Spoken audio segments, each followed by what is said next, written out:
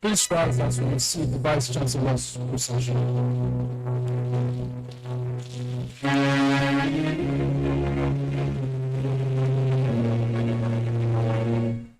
The Vice Chancellor's procession, directors of academic programs, directors of institutes, deans of schools and faculties,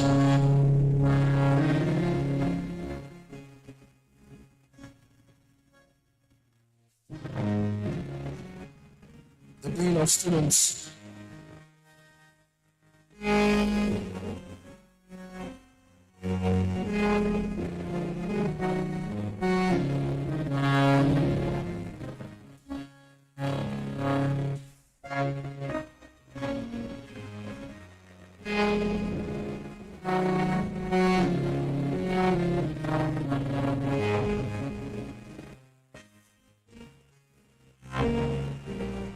Provost, College of Medical Sciences, Provost, College of Postgraduate Studies, the inaugural lecturer, and the principal officers of our great university, the Vice Chancellor's procession.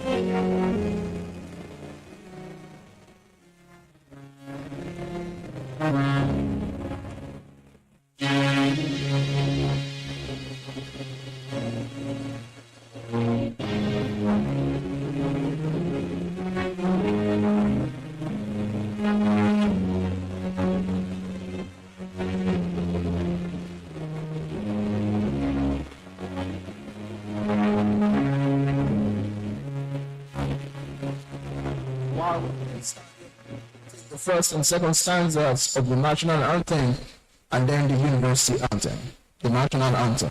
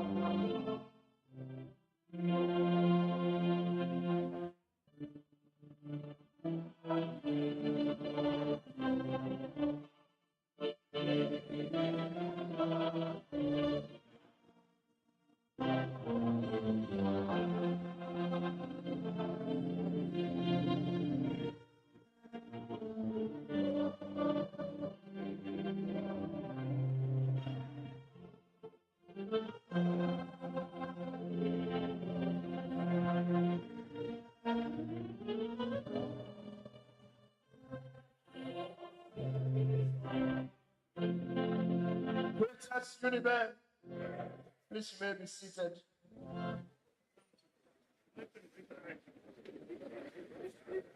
The highly cerebral, erudite, pragmatic, and strategic Vice Chancellor of our great Professor Ogheneruemu Awharitoma, Senior Advocate of Nigeria, Your Excellencies, top government functionaries, Your Royal Highnesses, former Vice Chancellors of our university and heads of institutions, other principal officers of our great university, the provosts, deans, and directors, the inaugural lecturer and family, professors emeriti, other esteemed professors and erudite scholars here present, my Lord spiritual, greatest Uniband staff and students, invited guests, and of course, gentlemen of the press.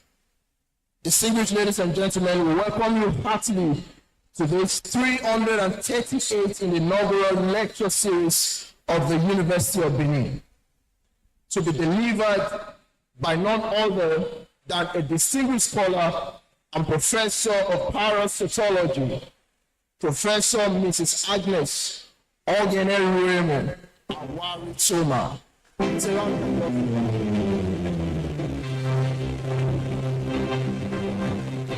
On the topic, parasites, foes and friends in the ecosystem. May I invite respectfully the registrar, Mr. Ademola Bobola, to introduce the Vice Chancellor and the Vice Chancellor's procession. The registrar, sir.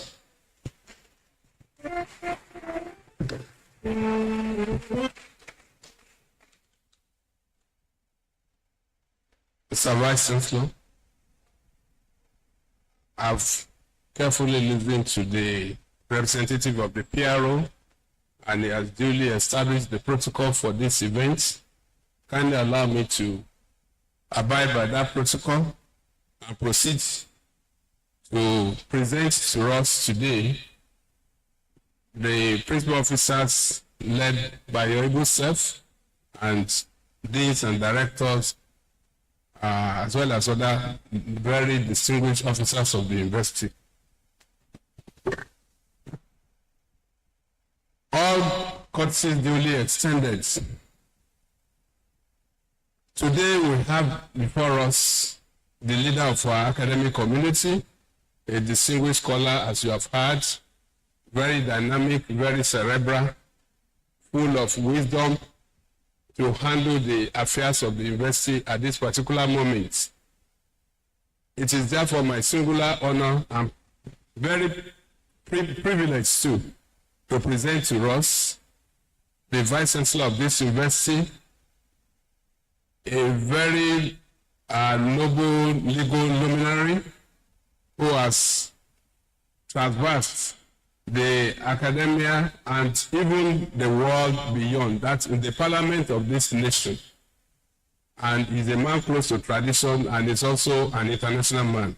He's a combination of so many contrasts. Our Vice Chancellor is Professor Edoba Omoige, Senior Advocate of Nigeria, son. Mr. Vice Chancellor is presiding over this event again, and we are still counting so many numbers that we are going to witness during its own administration. And let me remind all of us that this is the level substantive Vice Chancellor of this university, and the first legal luminary to be the Vice Chancellor of this university.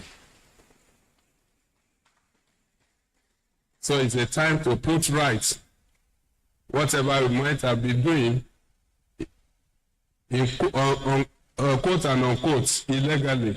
And so it's a period of legal affairs in the university. So let's give our Vice Chancellor a round of applause. As we celebrate the Vice Chancellor, he has some very eminent and distinguished scholars working with him. First on the list is the Deputy Vice Chancellor, Administration, Professor Christopher Osubo. We have a man close to tradition, but this time around he's a scholar and is Deputy Vice Chancellor of Academic Matters. We call it DVC Academic. Professor Victor Ogheneruemu Awharitoma. And we also have with us the keeper of our treasury on behalf of the Vice Chancellor anyway, is the Chief Finance Officer who keeps all the monies that come in from everywhere around the globe, and he manages the affair for the Vice Chancellor. He is a member of the different groups in the financial world. Either we talk of ANAN, ICANN, or the taxation people everywhere is there, or the actuarial is always there. This time around, Mr. Gabriel Osadolo, the acting boss. We have a man too who keeps all the books. The University is a place of learning and scholarship. He keeps all the scholarly books and publications. His name that we know very well is Walter Toyo Medicine Esquire. Of course, we have our campus that is very dear to us, and that's the place that the University of Benin started from in 1970. And that campus is being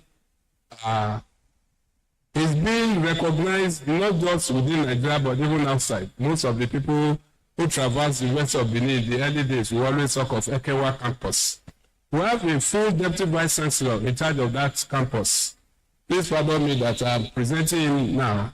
Just want to make him so special because we want many special things to be happening in that campus. Professor Bunyamini Ayinde is the Deputy Vice Chancellor at Ekewa campus.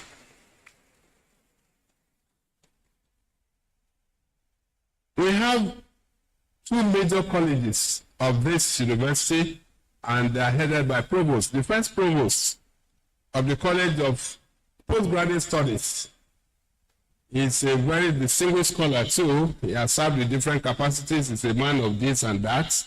Deputy Vice Chancellor at one time, Dean of Agriculture, and so many. The current provost of College of Medical Studies, Postgraduate Studies, Professor David Izeko. And of course, we have the Provost of College of Medical Sciences, ably represented here today by the Deputy Provost, a distinguished woman medic, Professor Mrs. Vivian Omemu. We have with us #1 student, a distinguished scholar, a professor of economics, the Dean Student Affairs, Professor A.C. Iwodaro. And the man we need to hold very well today, when we were coming in, we told him, and he said he is able to the task. He is going to provide all we need for this event. The host day, the man who bosses the inaugural lecturer. The host day for this event today, the Dean Faculty of Life Sciences, not Faculty of Life Sciences, we should take note. Professor T.O.T. Imobe.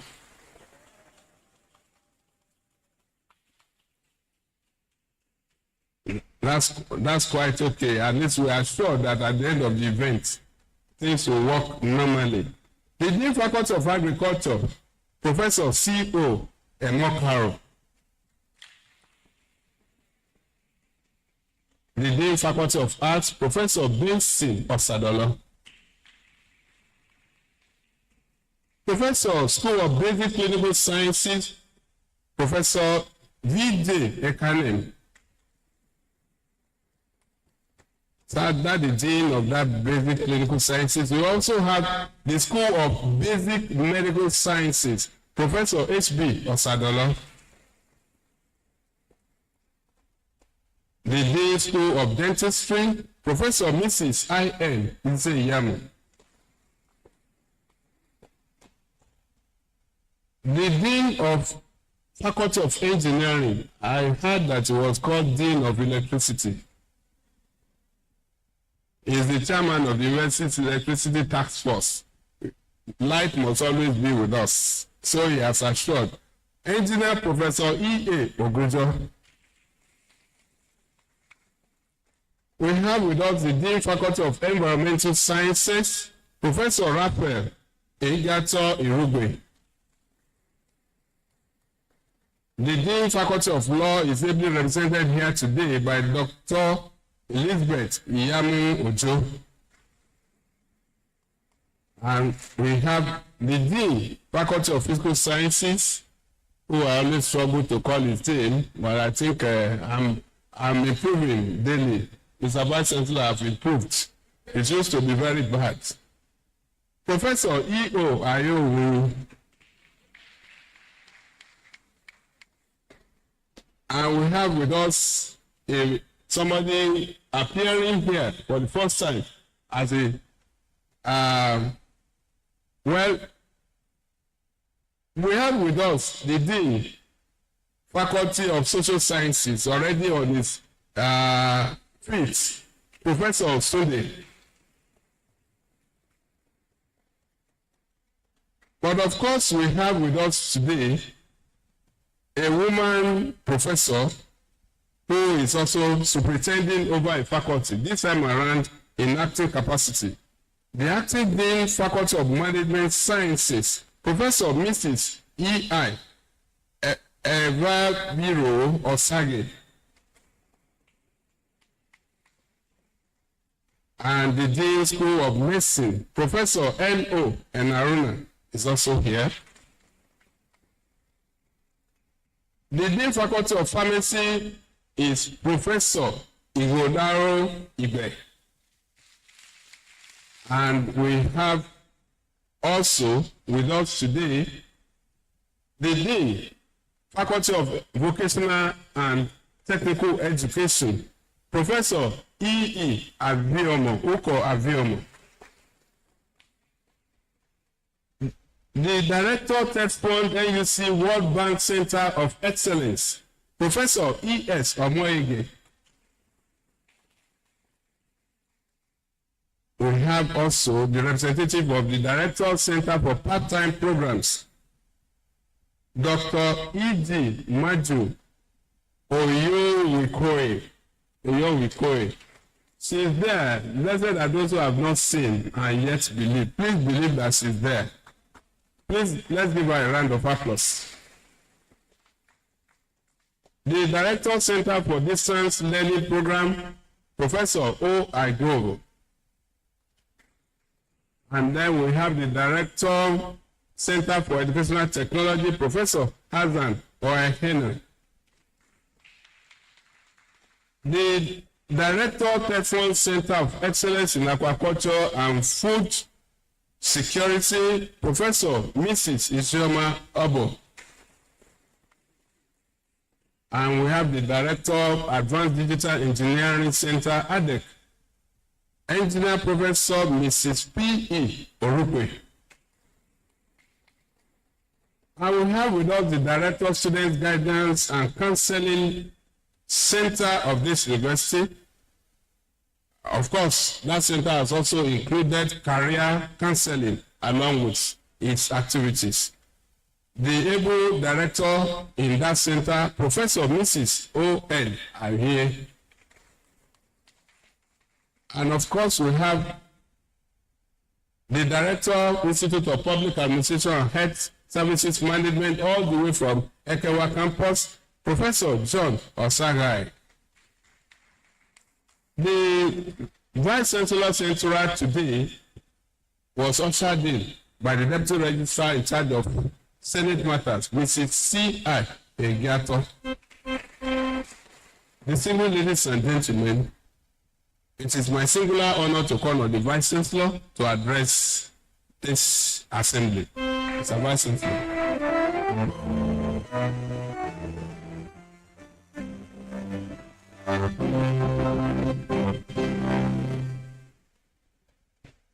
Thank you, my dear Registrar. Good evening, all.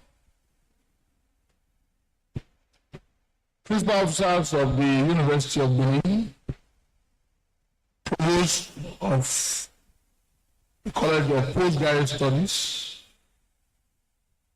Provost of the College of Medical Sciences, deans of faculties and schools, directors of institutes, members of the University's Governing Council, emerita professors and members of Senate, my lords, spiritual and temporal, staff and students of the great University of Benin. Great university students, distinguished invited guests and friends of the university, gentlemen of the press, distinguished ladies and gentlemen.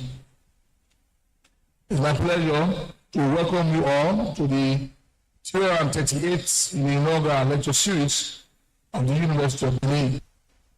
Today's lecture is the 15th to be delivered in the Department of Animal and Environmental Biology.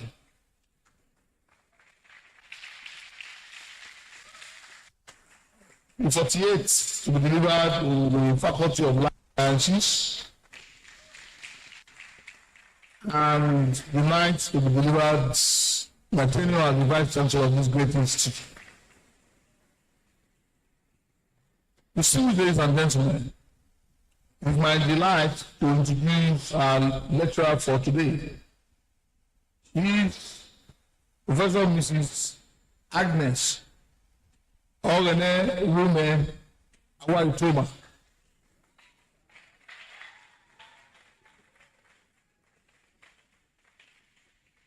The title of our lecture is Parasites, Foes and Friends in the Ecosystem. Professor Mrs. Awharitoma was born on the 25th October 1958 in Benin City to the family of Mr. Michael Suswako Oyaide and Mrs. Maris Ohoriare of Ero Abraka, Ethiopia East Local Government Area of Delta State. She obtained a primary school leaving certificate from Our Lady of Apostles, now Ukegie Primary School, Benin City, in 1969. She attended St. Peter's Grammar School, Sapele, Delta State, to obtain a West African Examination Council in 1975. School certificate, that's the ordinary level school certificate. She proceeded to the Media College, Benin City, to obtain the higher school certificate, HSC, in 1977. Professor Mrs. Awharitoma gained admission into the University of Benin in 1977, where she obtained a Bachelor of Science degree in Zoology with the second class upper division in 1980. She undertook a mandatory National Youth Service in Advanced Teachers College, Maiduguri, Borno State, between 1980 and 1981. After her youth service, she served briefly as education officer in the Ministry of Education, Benin City, from 1981 to 1984. She then obtained the following degrees from the University of Benin: Master of Science degree in 1984, and the doctorates of philosophy in science in 1997. Both postgraduate degrees are in zoology, with specialties in parasitology. Professor Mrs. Awharitoma joined the services of the University of Benin first as a graduate assistant on 27 February 1984 in the then Department of Biological Sciences, now Animal and Environmental Biology, and was later upgraded to the position of an assistant lecturer in July of the same year and she rose steadily through the ranks to the position of professor in 2018.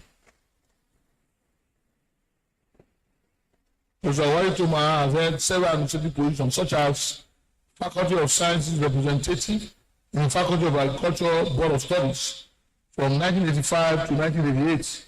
Was treasurer, National Association of Women in Science, Technology, and Mathematics, University of Benin chapter from 1989 to 1990. She was also member, Staff Student Relations Committee between 1990 to 1992, and later 2017 to 2019. She was member, Library Routine Publications Committee from 1994 to 1995. And then he was treasurer, Organization of Women in Science for the Developing World, UN Charter from the year 2005 to 2013. She is a recipient of local and international awards, such as the Department of Biological Sciences Prize Award in 1979. That was about the time that she graduated.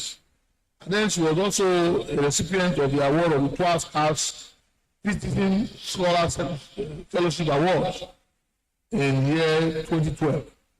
Professor Mrs. Awharitoma is a member of learned bodies and societies, which include member, Parasitology and Public Health Society of Nigeria, member, Organization of Women in Science for the Developing World, member, National Association of Women in Science, Technology and Mathematics, a member, Gender and Science and Technology Association, member, African Women in Science and Engineering Association, and member, Nigerian Society of Experimental Biology. She has published over 36 papers in local, national, and international journals. Professor Awharitoma has also supervised several undergraduate and postgraduate students. She has attended several local, national, and international conferences and workshops. Professor Awharitoma has served as an external assessor to some Nigerian tertiary institutions. She has contributed greatly to knowledge with some outstanding breakthroughs, researches,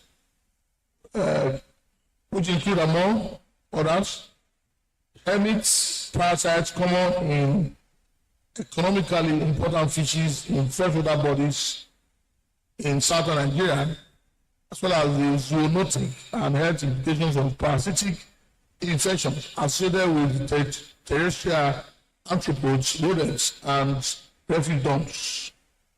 She is a devout Christian of the Lord's chosen charismatic revival ministry. She loves evangelizing.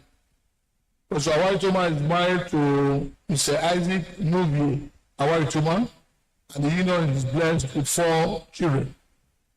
Distinguished ladies and gentlemen, it is now my pleasure to invite Professor Mrs. Agnes Ogheneruemu Awharitoma to deliver a lecture.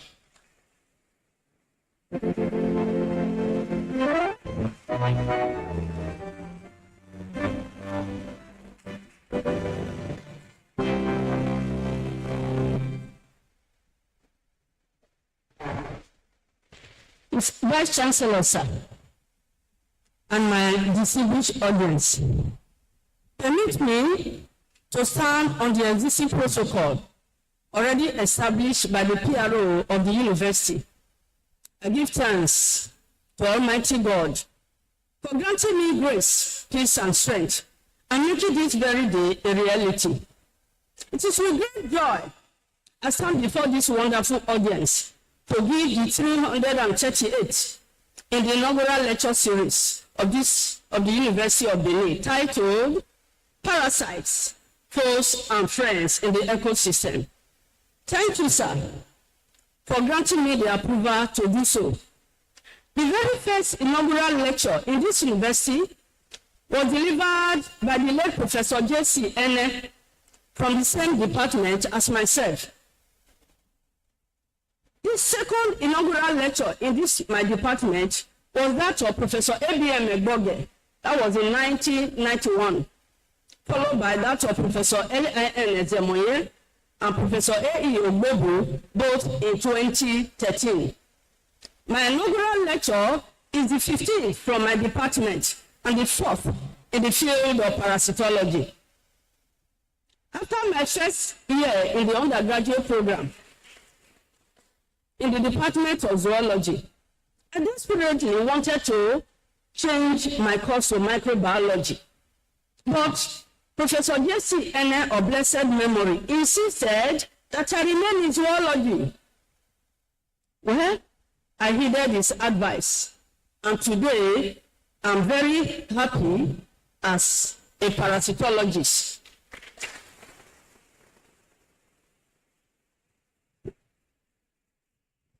A parasitologist is a scientist who studies parasites, their hosts, and the relationship between them. Parasites have caused great morbidity and mortality in humans. However, they have also been found to impact the environment positively in some ways.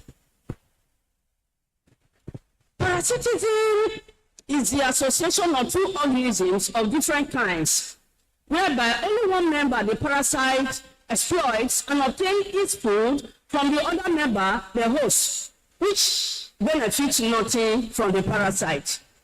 In addition to this one-sided metabolic dependence of the parasite on the host, the parasite can induce an immunological response from the host, do harm to or inflict some form of injury on the host and might cause the death of the host. For example, Plasmodium is the malaria parasite and humans the host. The tapeworm you're familiar with is a parasite, while human the host. Then the common roundworm, Ascaris, that you also may be familiar with, is a parasite and human the host. For the roundworm, now I'm going to talk briefly on transmission of parasite to the host. How are parasites transmitted to the host, including humans? Like for the roundworm I've mentioned, the eggs are passed out with the feces of the host. They develop in the soil, contaminate our vegetables, food, and water. And when we consume these food items, infection occurs. For the tapeworm, which I also mentioned, the eggs are passed out with the feces of the host again, and they are picked up by the cow and the pig, which acts as intermediate hosts. Development takes place in the cow and the pig, and when we eat these animals without thorough cooking, infection occurs. Then Plasmodium, the malaria parasite, which is a scourge in our society. Here, the parasite is picked up from the blood of humans by Anopheles mosquito, which serves as the intermediate host or the vector. Now, development takes place in the mosquito, which later injects this parasite into human when the mosquito comes to take a blood meal for the development of its eggs. There are other ways by which transmission can occur. There is the fecal-oral route of transmission. Here, the parasite come out of the host with the feces. We know many of the intestinal parasites, they occur in our intestine. So the way they come out is with the feces. Then they develop in the soil, like I mentioned earlier, they contaminate our vegetables, food, and water. And then we take them in again through the mouth. Then there's another transmission that involves vectors, like the mosquito. So what the mosquito does is that it injects the parasite through the body surface, and it goes into the system of humans. But there's another group of parasites, like the hookworm. They also go through the body surface. In fact, these ones have the ability to penetrate the unbroken skin of humans. The larva penetrate the unbroken skin of human, enter the system, and develops. Yes, some of these parasites are transmitted through kissing. I didn't say you should do kissing, but you know that parasites can be transmitted through kissing, such as Entamoeba gingivalis and Trichomonas tenuis. There are also parasites that are transmitted sexually, such as Trichomonas vaginalis. That is why you must be careful how the kind of people you meet with. When you go here, go there, you can, contract this parasite, and for the man who's post-menopause, he can go and give it to the wife at home. So, let us beware. Some parasites, like the Enterobus vermicularis, the eggs are very light, so they become airborne, and when you inhale them, you can contract the infection. Yeah, some parasites are contracted congenitally. What do I mean? The mother transmits this parasite or transfer this parasite to the unborn child, to the placenta. Such parasites include the Plasmodium, the malaria parasite, and there's also the Toxoplasma, a cat parasite that can also infect humans. Some parasites are transmitted laterogenically. What do I mean? Through blood transmission. When people are infused with blood without screening, the malaria infection can be transmitted to such people. Then, after these major ways I have mentioned, I want you to note that there are some parasites transmitted during preparation and eating infected animals, like the fish, the snails, the prawns, and the crabs. Now, I'm going to talk about the false nature of parasite. A foe is an enemy, so parasites are enemies, yes. And this is the usual and well-known nature of parasite, in which they cause discomfort, making life difficult and miserable for the host, which may culminate in disease and sometimes the death of the host. Ectoparasites such as the lice, ticks, and mites cause discomfort in the form of itching and scratching to their host. Parasites such as the hookworm leave their host malnourished, weak, and anemic. Some parasites like Plasmodium, the malaria parasite, Schistosoma, Trypanosoma, and Filaria worms discharge the toxic waste products of metabolism into the host tissues and organs, thus interfering with the host metabolic processes, giving rise to various diseases. Some of these parasitic diseases result in permanent disabilities and body deformations, such as elephantiasis of the legs, the breast, and scrotum. Some result in blindness, and yet some cause depigmentation, such as the leopard and lizard skin. All these confer social stigma on their victims. There are some of these victims, like the women, if they are infected and they carry these symptoms I've mentioned, some of them may not get a suitor to marry them. So it confers social stigma on them. So that is why we should be aware of them. It is worthy of note that majority of world-related diseases are parasitic diseases. Yes, they are parasitic diseases of humans and our domestic animals. Examples include malaria, amoebiasis, sleeping sickness, elephantiasis, river blindness, loasis, bilharziasis, and fasciolasis. Now, these diseases have led to substantial economic losses in animal farming, as well as made humans poor and not productive due to inability to involve in work. My colleagues and inaugural lecture predecessors in the Parasitology unit of the Department of Animal and Environmental Biology, University of Benin, have previously dealt extensively on the false nature of parasites in the various topics such as the unseen enemy, Okaka 2014, living big at other expense, the modus operandi of the parasitic mode of life by ICN 2015, and invasion of territories without limits, parasites and their hosts, Edosoma 2019. In addition to the contribution of these colleagues, this inaugural lecture of today is set to expose the friends nature of parasite. Yes, parasites, they are friends. That's what I want to expose to you now. Now, these are some of the diseases as a result of the false nature of parasite. We can see the first one, the plate 1, elephantiasis. It's a symptom of lymphatic filariasis. And then plate 2 is river blindness, which is a symptom of onchocerciasis. Plate 3 is the African eyeworm disease, loasis, caused by lower. The plate 4 shows the guinea worm disease. It's a sore, and you can see the guinea worm parasite coming out of the sore. And the traditional way of extracting this guinea worm parasite is by winding it around over a stick. That is how the parasite is removed from the body of the host. Then I mentioned some parasite causing stigma to their host. You see that in plate 5. You see the leopard skin, a symptom of onchocerciasis. Anybody buried this will not even be able to expose their body. They will perpetually cover their feet. Now, the different nature of parasite. Actually, parasites play different roles in the ecosystem. They either harm the environment or shape it. Parasites are therefore ecologically important.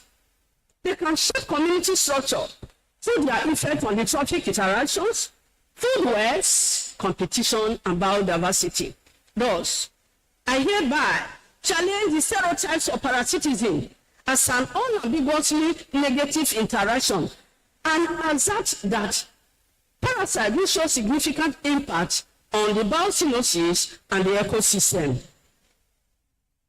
Various ways in which parasites contribute positively to the ecosystem. They regulate the host populations. Parasites can keep the host population number in check, thereby preventing population explosion.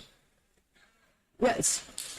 Parasites can also exert selective pressure and bring about evolutionary process.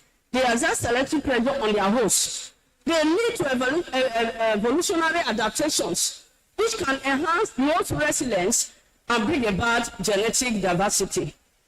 Now, parasites also play a role in nutrient cycling. What do I mean? Parasites have infected the host and eventually led to the death of the host, where any dead person will undergo decomposition. Then the nutrients are released back into the environment.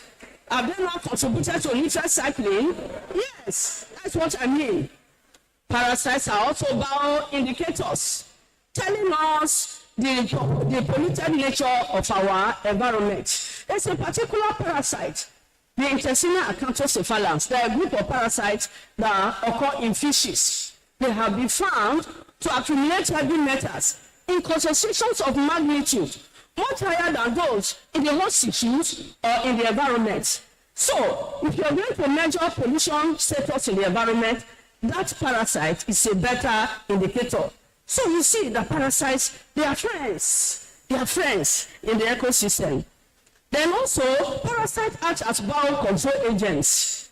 There's a particular parasite that has been studied. Exividosceperia is a larval stage of a fluke, what are commonly known as fluke, that genetic trematode. So the Dividosceperia of this trematode, Prostogonomus and Plagiotis, they have been found to be very effective in the larval control of mosquitoes. So when they enter the mosquito larvae, they kill the mosquito larvae. So adult mosquitoes will not be produced, and thereby the diseases transmitted by those adult mosquitoes will be curtailed. They will be prevented. So our parasites, not friends, they are checking, helping us to control agents of parasitic transmission. Then parasites have also been found useful in disease therapies and in the cure of autoimmune diseases. There is a particular one, Inaugural medicinalis, is used to arrest circulation disorders, and they attach cut-off fingers. Parasites have also been found beneficial in agriculture, and they create jobs and opportunities. Have I not found job as a parasitologist? Yes, they provided a job for me. Now, what I'm actually, let me just expatiate a little bit. Now, all these infections that occur in humans, the parasites, we take them in, and then some either through our feces, our spotting, our maybe urine, other ways we pass the parasite into the environment. So our environment become contaminated with these parasitic agents. So these parasitic infections, they are acting as a feedback, telling us that, man, you are contaminating your environment, beware.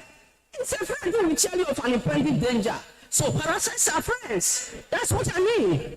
So now, as a result of the understanding that we can be infected with parasites through organisms we handle and eat, I decided to research on the various parasites of these organisms, many of which are delicacies to us. You can see here pictures of fishes, popularly known as the fin fishes. There's Parachina obscura, there's Claria garipanus. Remember our popular catfish. Those are some of the fishes I worked on. But aside that, I worked on another group of organisms known as the shellfishes. They are known as shellfishes. They include the prawns, the shrimps, and some aquatic snails. Some of them are illustrated here. Plate 8 shows Macrobacter bolehuveni, and the plate 9, Calinentis amicola. Then Pila ovata, they are aquatic snails, Alanisis varicus. These two are popularly known as apple snails. The Benin call them keke. Then I also work on the popular periwinkle. Many of us eat periwinkle here. It's a delicacy to many of us. I work extensively on periwinkle, Typanotomum foscatus. I also work on some terrestrial snails, Limicoleria. The Benin call them in my language we call them imilo. Then of course, plate 14, our popular Acancatana marginata, which we like to eat. I also work on African dwarf crocodile and the monitor lizard. And of course, I had the privilege to work on a freshly but thoroughly dead python. Professor Isaac will confirm that to you. I work on the python and God helped me. And then lastly, the pangolin. It's a mama. These are the animals I worked on. Now I want to report on my findings as I worked with these various animals. That's my contributions. The first report here is that on the lipid biochemistry and the composition of biochemistry of the parasite themselves, parasites absorb nutrients from their hosts. They absorb nutrients from their host. To what extent? In this study, we incubated the intestinal fluids. The intestinal fluid, they occur in the intestine. Parasitology microbiota, we incubated them with labeled substrate. And we discovered at the end of the experiment that these parasites use labeled substrate to manufacture their phospholipids and neutral lipids. So that is what they do. They do not absorb all from the host. They absorb some and they use to manufacture their complex substances. And this parasite was found to synthesize each cholesterol, the level. So that is what these parasites do. Awharitoma eta 223 examined terrestrial snail Limicoleria from Edo and Delta states of Nigeria. And in this study, we isolated a number of larval stages of the fruits of the trematodes, such as the mother sporosis, the daughter sporosis, Seccaria, and Metasecaria. Quickly, in the life cycle of these trematodes, the egg is passed out from humans, for instance. The egg will have to give rise to a larva known as the miracidium. Miracidium will enter the snail. It could be terrestrial snail, it could be aquatic snails, and develop inside the snail to give rise to these various larval stages. Mother sporosis, daughter sporosis, at times is irradial. But the last larval stage that is usually produced in the snail is the Seccaria. I will show pictures of this just a while from now. Then the Seccaria can enter the final host, including humans. It may enter the final host, or it may give rise to another larva known as the Metasecaria, either on the vegetation, or it will enter other organisms and give rise to Metasecaria inside those organisms. That is the normal life cycle of these nematodes. But here we found that this snail, Limicoleria, inside this snail, Seccaria are produced and Metasecaria are produced. And Metasecaria is usually the infected stage of this parasite to the final host. So, if the Metasecaria is occurring in Limicoleria, it means that you can be infected if you're not careful, either by eating or by handling the Limicoleria, because the infected stage is already inside the snail. So, what do we get from here? That the metasecaria or the parasite occurring in the snail can be a source of infection to humans. And then, eventually, the worms that were isolated from this parasite were infected with, or be infected 40-day-old chicks with this secaria. Using the method known as cloacal drop infection, we introduce the parasite through the cloaca, but first of all, you anesthetize the chicks. Otherwise, as you put them in, they will stool them out. So we anesthetize the chicks, put the parasite through the cloaca. Before the chicks wake up, the parasite has migrated inwards. Using this method, we got immature and mature parasites, which were identified as Brachylaima fuscatum. Thus, from this study, for the first time in Nigeria, what did I say? For the first time in Nigeria, Limicollaria aurora was found to be an intermediate source of Brachylaima fuscatum. That is our report. Very first report in Nigeria. These are the larval stages, the mother sporosis, the daughter sporosis containing the secaria. This is the secaria and that is the metasecaria. Then, from experimental infusion, the last one is the mature worm that was isolated and identified as Brachylaima fuscatum. In another study, in a similar study, Alari et al. 2023, examining common land snails that we eat for parasites. They include Limicollaria again, Acacatana, and Tapsia ossitans. Parasitic larvae were again isolated from this parasite.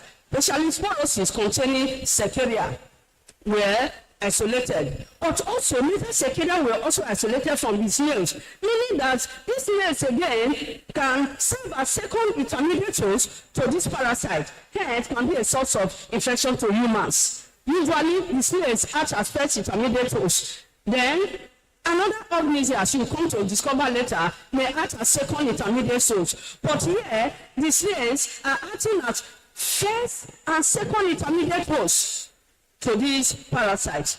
Now again, the metasecaria isolated from these snails were cultured in 40 days old chicks, Gallus domesticus. And at the end of the experiment, they yielded mature parasites that were identified as Postamostomy intowi. Therefore, these snails, land snails that we eat, serve as first and second intermediate source to these parasites in Nigeria. First reports. In another study, Awharitoma and 2011 investigated larval trematodes occurring in Trypanosoma fuscatus, our popular periwinkle, from Niger Delta, Nigeria. Larval stages of the trematodes were again isolated, and they include radia, sporosis, and 4 types of secaria, 4 different types of secaria: Gymnocephalus, Zividosecaria, Focosecosecaria, and Echinososecaria. What am I pointing out to you? Small periwinkle, a small organism, acting as an intermediate source for 4 different parasites that can be infective to humans. Eat your periwinkle. I'm not saying you shouldn't eat it, but prepare them well. Prepare them well and cook them well. That is what I'm trying to pass across to you. I'm not trying to scare you from eating them. So, what I'm saying, this is also the first report, in Nigeria, that periwinkle, a delicacy in many parts of this our country, is acts as intermediate source to form these 4 different trematode parasites. So, you should be informed. Now, I want to point out again that, see, parasites in humans, they come out from our body, they pollute the environment, they enter again. So, like I mentioned earlier, they are telling us that we are polluting, we are contaminating our environment. So we should beware. That is the friend's nature of parasites I'm trying to remind you of. These are the various stages. The A there, you see the sporosis containing the secaria. Then B is the Gymnocephalus secaria. C is the metasecaria. And then D is a juvenile trematode.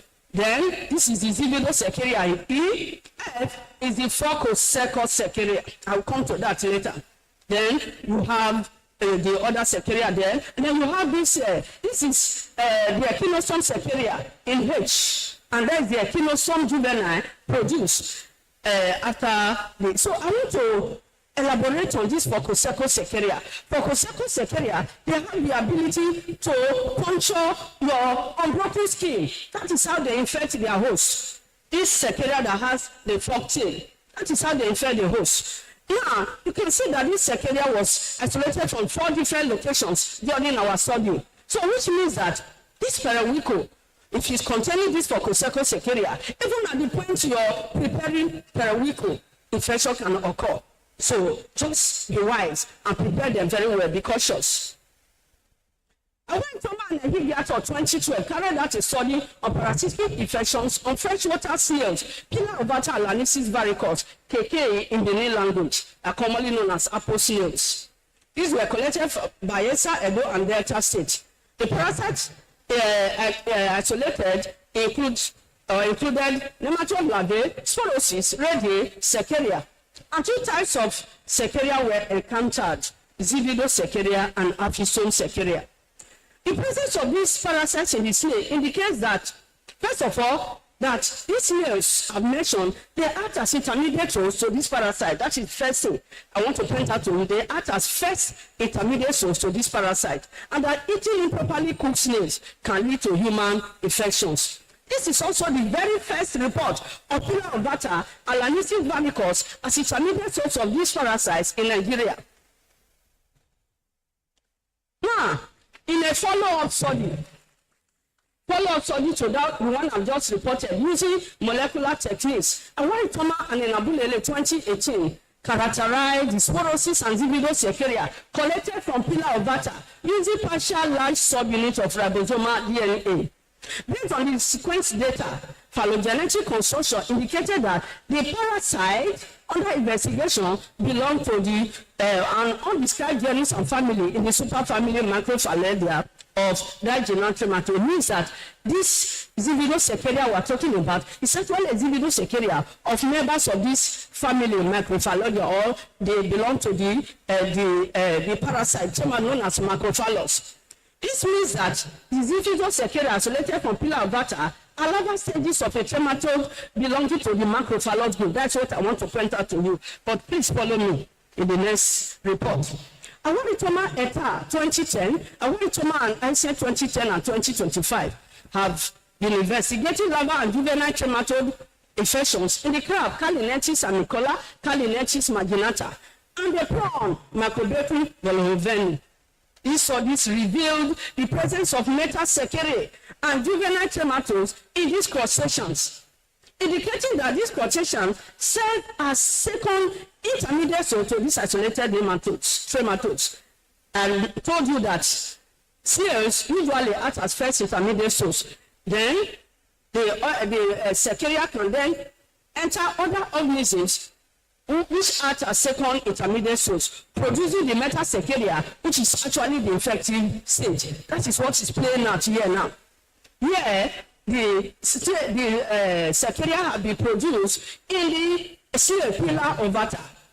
And now, they've entered the crabs and the prawns, where the meta-Sequeria has been produced. So what am I trying to point out to you? That eating undercooked infected prawns and crabs can cause microphallus infection in humans. In fact, in a study carried out, it was found that those who ate infected prawns and crabs have suffered from gastrointestinal symptoms such as nausea and abdominal pain, which most probably may have occurred due to the microphallus infections.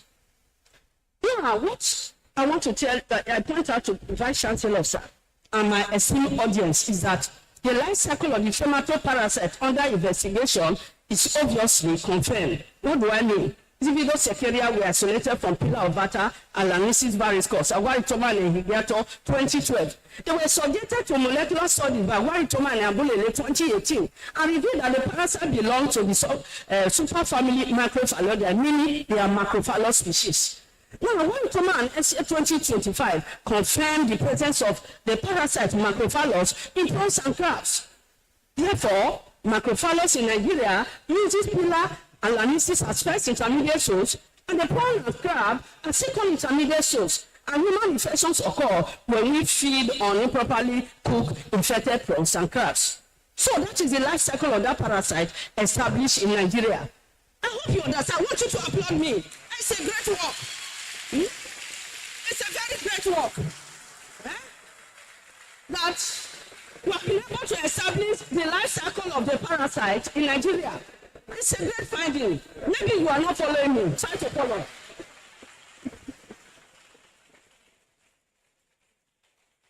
Now, before I forget, I want to emphasize the importance of microphallus infection in humans.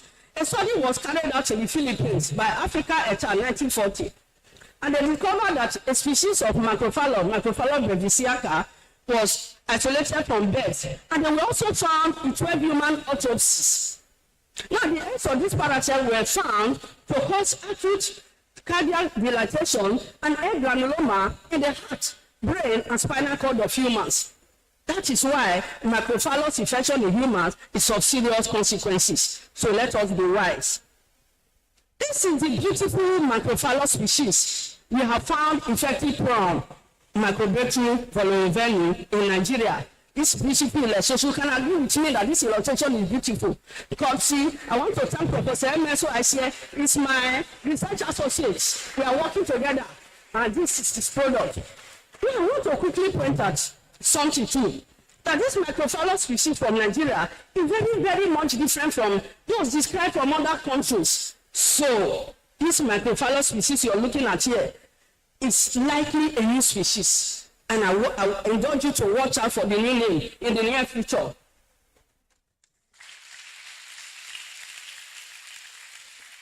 Inaugural Lecture Series 2018, a study of prevalence of parasitic infection in freshwater crab, this time freshwater crab. The crab I mentioned is a brackish water crab. Pseudomonas africanus is the name of the freshwater crab. And from this crab also we isolated the juvenile trematode. So what is it telling us? That this freshwater crab is also acting as a second intermediate to this trematode parasite. So let us watch. Awharitoma anokaka 1999. Awharitoma eta 2004, Awharitoma anokaka 2004, Awharitoma anehigiato 2012, Awharitoma anomori 2013, Awharitoma anehigiato 2017. And at Alabi eta 2018, examining fishes on various parts of Nigeria, especially Edo and Delta states of Nigeria. Those are the fin fishes, okay? And we recorded various parasites, including protozoans, cells, nematodes, acanthocephala, parasitic crustaceans, and leeches. I want to quickly point out that though it's in the wild, this parasite can affect the nature of those fishes in the wild. They can affect the population of those fishes. Thereby reduce availability of fishes for us, for our consumption. That is one aspect.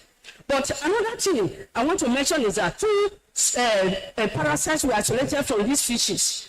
Clinosomum tilapia was isolated from Hemichromis elegantus, and Clinosomum tomu from the fish Claria garipanus. This metasecaria I've mentioned before. They are the infective stages of this trematode parasite, which means that these metasecaria are capable of infecting humans through infecting or eating improperly cooked fish. So that's just the information. In another study, we examined Agkakatena marginata and its parasite for heavy metals, Awharitoma et al. 2016. We also examined the giant rat, Chrysetomis gabianus, and its parasite for heavy metals, Togo et al. 2018. Now, in these studies, the heavy metal concentration in both hosts, that is, in the Agkakatena marginata and in the giant rat, were found to be higher than permissible limits. Therefore, these meals and the giant rat consumption could pose some health hazard with respect to heavy metal contamination to us humans. Awharitoma et al. 2017 studied snake species. What did I say? Snake species. And their parasitic infections in Benin City, and we isolated various parasites, including one very important parasite known as Ophidascaris nematode. ICA et al. 2024 reported that human Ophidascaris infection is possible in all parts of Nigeria. Now, Ophidascaris naturally is a parasite of snakes, as reported by Awharitoma 2017. But then, human infections have been found to occur through contaminated vegetables, through consumption of contaminated vegetables, and contamination of kitchen utensils with the eggs of the parasite. This is not strange. The snake, the natural host of this parasite, is moving about among our vegetables in the bush, spreading the eggs. And if you collect your vegetables and you don't prepare properly, you can become infected with these eggs. Now, I want to drive home my point by reporting a study that was carried out by Hossein et al. 2023. It was reported that human neural larva migrants caused by Ophidascaris was reported in Australia. So human infections can occur. What should we now do? We should ensure we wash and cook our vegetables thoroughly before consumption. These are the various parasites isolated from snakes. Now, my research team reported on the zoonotic and inherent implications of parasitic infections associated with terrestrial arthropods, rodents, and refuse dumps in the following publications: Awharitoma and Tota, 2007, Awharitoma and Inabulele, 2012, Orodwe and Awharitoma, 2013. What am I trying to say? This same thing of polluting our environment. So, and the arthropods pick up the infections, they pick up the parasites, and these arthropods, again, one way or the other, become a source of infection to us. Rodents, rats, mice, they jump about, even jump into our houses, spreading parasite into our foodstuff. So, that is the implication of that. So we should be wary of rodents. Anything we can do to eliminate them from our houses, let us do so. Refuse dumps here and there. They act as a veritable site of, a transmission of parasites, because parasites thrive in those environments. They multiply there. Flies will go there and bring them. Rodents will go there and bring them to us. So we should be careful how we spread refuse around. In the area of human infection, two studies are reported here. The two studies, one on gastrointestinal parasite for school children in Benin City, Okaka et al. 2000, and the helminth infections among school children in Orioge and environs, Awharitoma et al. 2020. These studies revealed high infection rates in the children, which is due to general poor sanitation in the environment and also the poor sanitary habits of the children.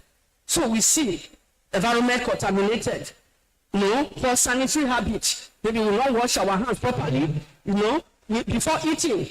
Then our vegetables are contaminated. Children moving around with barefoot.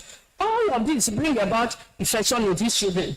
So also even in adults, because we feed on those contaminated vegetables. So what am I saying? That these results indicate that our environment is being contaminated with parasites. How? Due to our anthropogenic activities. We are the ones causing it. So this parasite, many acting as friends, is telling us that we should be careful how we pollute our environment. Recommendations. The public should pay attention to health awareness talks that emphasize risks associated with parasitic infections. We should desist from activities that contaminate and pollute our environment with parasitic agents.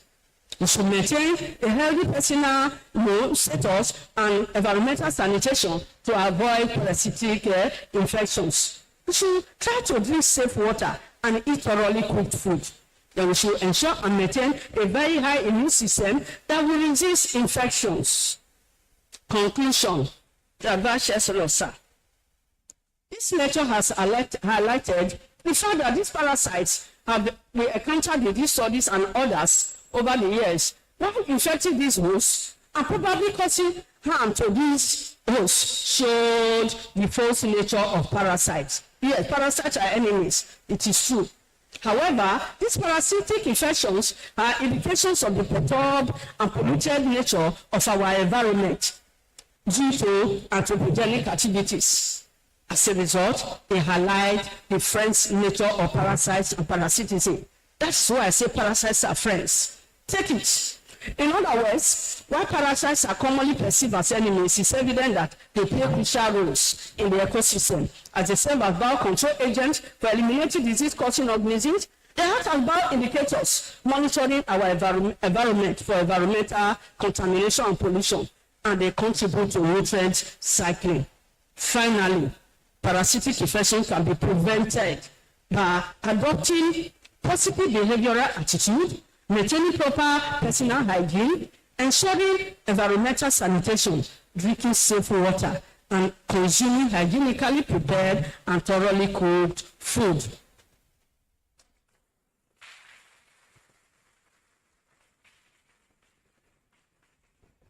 Vice Chancellor, sir, acknowledgement. Firstly, I give glory and thanks to God Almighty, Jehovah Ebenezer, for the gift of life and for bringing me this far in my sojourn on planet Earth. It is by His mercy, grace, and intervention that I have reached the zenith of my profession.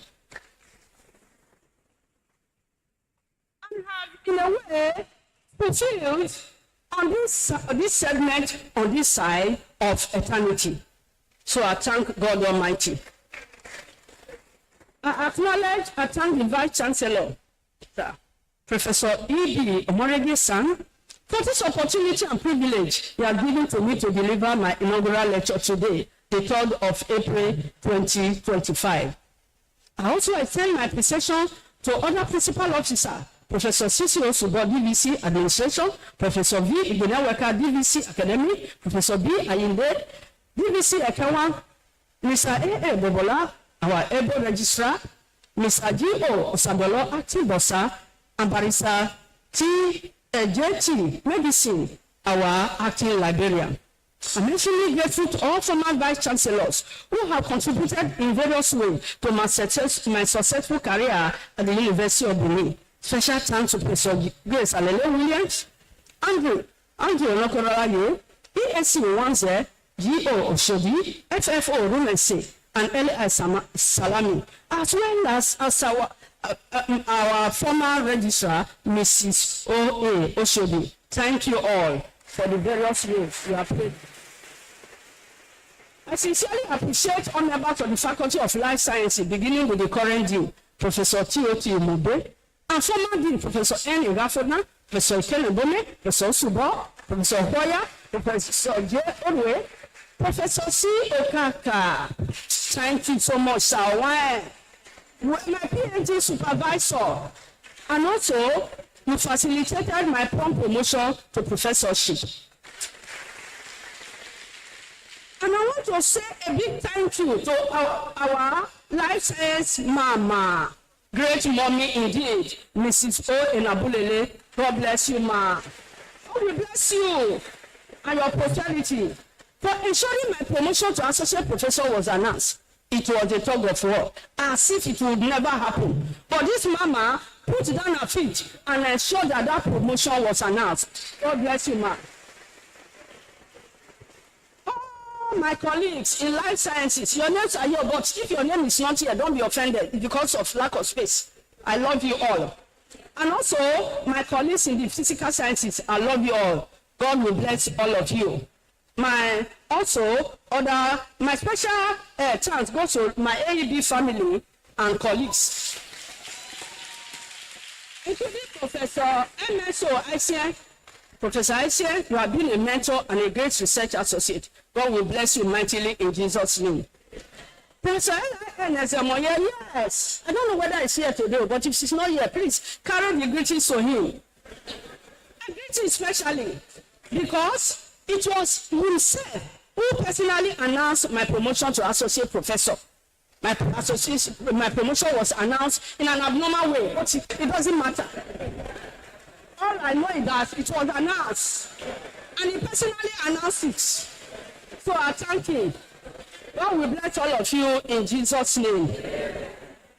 Yes, I want to show my appreciation to my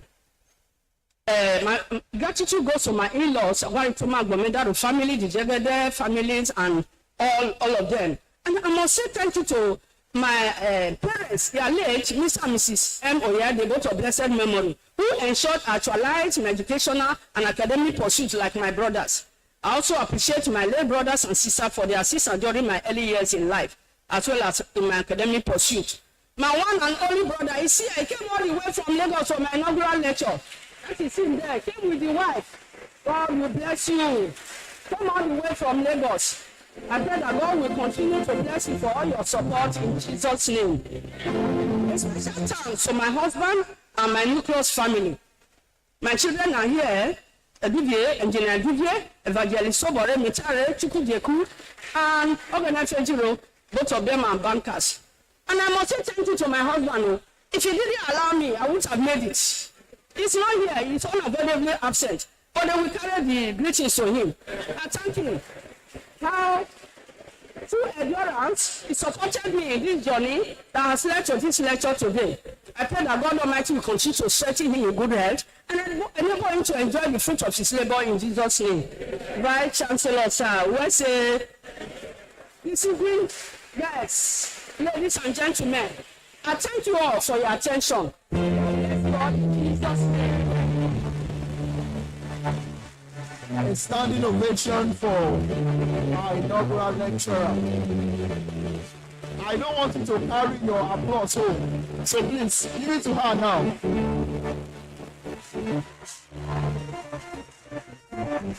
Thank you so much.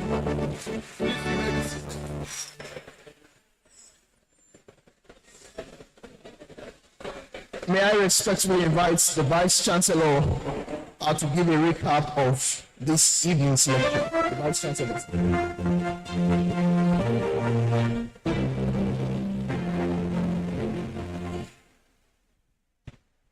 Distinguished ladies and gentlemen, before I even begin to do the synopsis, please can we honor the guest, the lecturer by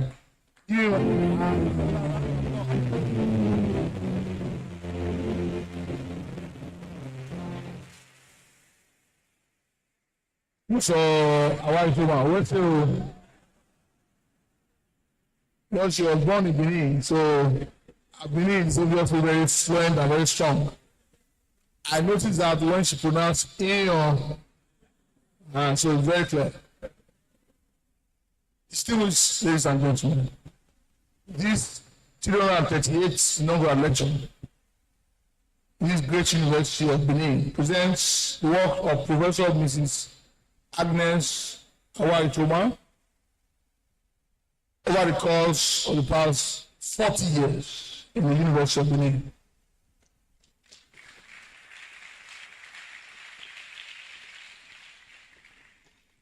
Association with the University of Benin goes obviously about 40 years, but I'm counting from when she took up lectureship here. The researcher has revealed that some animals we eat actually we regard as delicacies, could be sources of infection, with parasites, and danger to our health.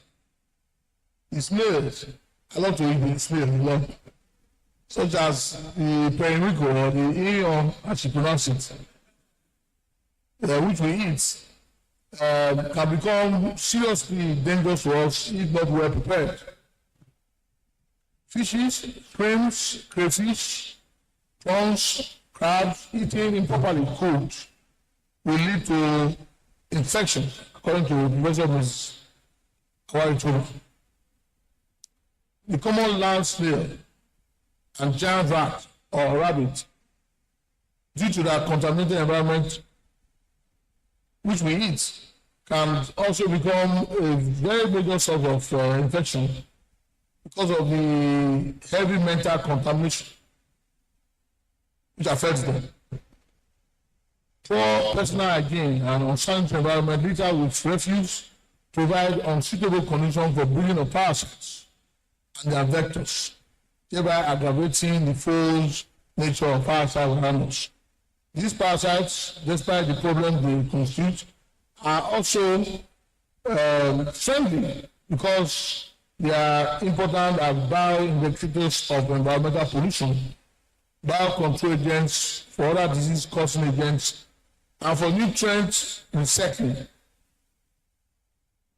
Finally, carefulness and dedication to personal and environmental healthiness, according to Professor Awharitoma, will enable us avoid the negative nature of these parasites. Distinguished ladies and gentlemen, that's the summary of what you have had to listen to in the course of the past 1 hour. Once again, let me invite you to please give a round of applause to Professor Mrs. Ogheneruemu. We now invite the inaugural lecturer to the stage as she's decorated by the Vice Chancellor. We also invite members of our immediate family to join her on stage. Members of our immediate family. The children and the only brother who came from Lagos. Only. Alright, we welcome